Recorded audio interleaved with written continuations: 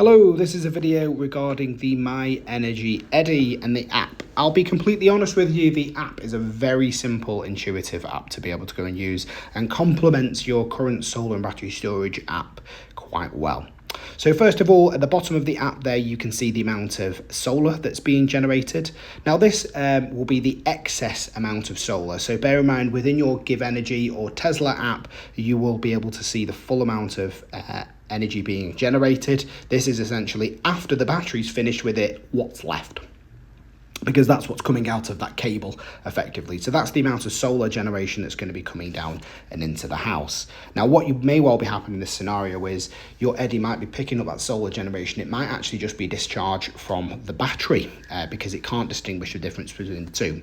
That's where we have a secondary clamp that's clamped in around the home. So you see at the top there, this system using 0.2 kilowatts in the home. So effectively it can work out what the home is doing and pick that up as well. So it can work in tandem and work out what it needs to be able to send out the grid. You'll see that on the left there's the Eddi that's currently drawing in 0.1 kilowatt. That's because, as you can see, we're at 5 o'clock, we're right at the end of the day, and that tank is lovely and warm, so it can only take a little bit. And then there's the excess energy there that's going out to the grid on the right hand side. And you'll see today we've been 100% green and renewable, which is what we like to see.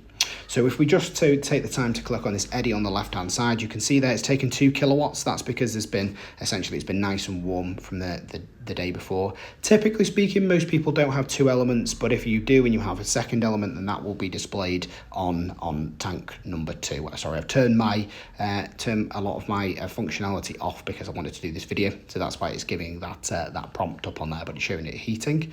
You'll see that on here. You can manually boost the element. So for example, if your gas stopped working, or if you're an electric only, or if you have a load of energy sat in your battery and you want to kind of just dump it straight into the Eddi because you definitely know you're not going to need it, what you can do is, using a sliding scale, is basically say, right, I want the Eddi to boost for an hour, and you can click boost and it will heat the hot water at 3 kilowatts for an hour or until it reaches its temperature.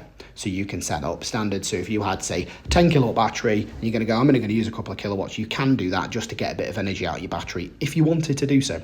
The next thing you've got is a schedule. So what you can say is, right, I've got a nice cheap night rate, so I'm on Octopus Go Intelligent, I've got 6 hours cheap at night, and I want to boil my hot water all at the same time. What you can effectively do here is set time windows. So you can say, well, Monday to Friday I want it cheap. I've set a couple of random time windows up here already just to give you an example, but Monday, Tuesday, Wednesday, Thursday I want it to heat from 7:30 till midnight, I want it to heat from 6 o'clock till midnight, I might want a Saturday, Sunday, I want it from 8 o'clock. You can just basically set up a load of time frames there, and that will heat your hot water system until it's full. So if you've got a really, really cheap night rate, sometimes it can work out a little bit cheaper than gas to be able to heat it up at night. Most of the time it's normally cheaper to heat with gas than it is electric, but again, if you're on some of these really cheap tariffs, then it can be the case that you might want to make the most of that schedule.